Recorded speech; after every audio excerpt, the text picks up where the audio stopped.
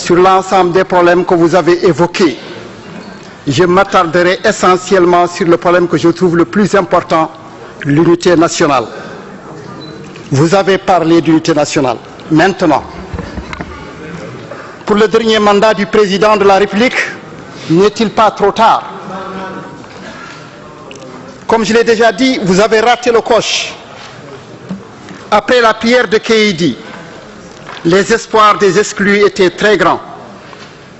Personnellement, j'étais prêt à aller jusqu'au bout avec ce pouvoir contesté, pourvu qu'il ne recule pas par rapport à ses engagements. Min jiɗinum ɓamtude gala fabru kono min tawi gasata. Malgré tout ce que nous avons subi, nous étions prêts pour le pardon en vue de la réconciliation nationale. Nous avions cru à l'homme providentiel, mais malgré tout le courage physique qu'on lui reconnaît volontiers, il n'a pas été au rendez-vous du courage politique. C'est Amilcar Cabral qui écrit dans Le pouvoir des armes que la petite bourgeoisie ne peut jouer un rôle révolutionnaire que si elle se suicide en tant que classe.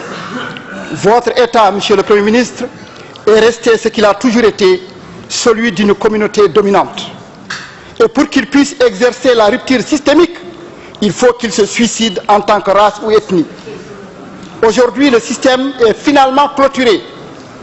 N'étant pas intelligent, ce système n'a pas su utiliser tous les ressorts qui étaient à sa portée pour se réformer à temps, à l'exemple de l'apartheid sud-africain. Mais le système est un animal qui, lorsqu'il a dévoré tout autour de lui, se retourne vers ses propres enfants. C'est pourquoi certains parlent aujourd'hui d'un système tribalisé.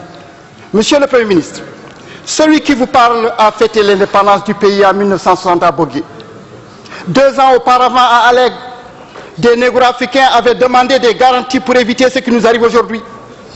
J'étais à l'école normale de Nouakchott en 1966, quand le groupe des 19 a posé les jalons d'une véritable unité nationale. Si nous avions été écoutés 20 ans après, en 1986, Djigo Tafsirou, Ten Youssouf Gueye et les autres ne seraient pas morts à Walata pour rien. Il n'y aurait pas eu 1987, il n'y aurait pas eu Inal et le massacre de 28 soldats noirs le 28 novembre 1990 pour célébrer l'indépendance nationale. On ne nous écoute pas parce que nous n'insultons personne. On ne nous écoute pas parce que nous refusons d'user la violence pour nous faire entendre.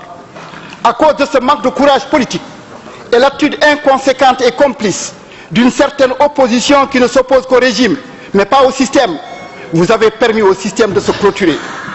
Comment allez-vous procéder maintenant pour le déconstruire? Par quel bout allez-vous commencer? Le cercle étant totalement fermé. Une seule communauté est assise confortablement sur toutes les positions du pouvoir et de manière exclusive, au niveau des forces armées et de sécurité, au niveau de l'économie, au niveau de la culture, au niveau de la diplomatie et même au niveau religieux.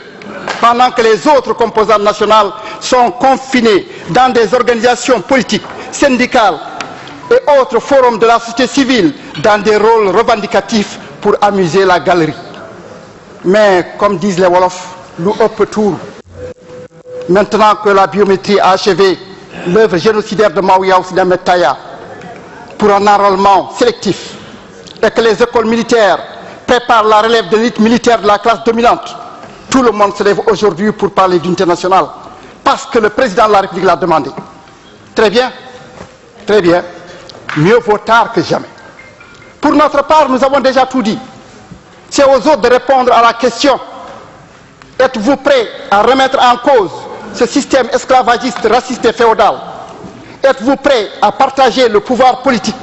Êtes-vous prêts à redistribuer les richesses nationales du pays au moment où l'État est en train de déposséder nos paysans de la chose qui leur restait, à savoir leur terre de culture et même d'habitation? Êtes-vous prêts à créer les conditions d'une véritable éclosion culturelle qui respecte le droit véritable à la différence telle que définie par la Constitution dans toutes les manifestations officielles au niveau des médias réservés? Merci l'honorable député. Monsieur le Président, c'est terminé. سيد الرئيس نائب ابراهيم مصاري اعتذر. نائب الموقر. je vous n'avez pas la parole. Naïb El Mouakhar. Je n'ai pas fini mes 5 minutes, mais je vous remercie.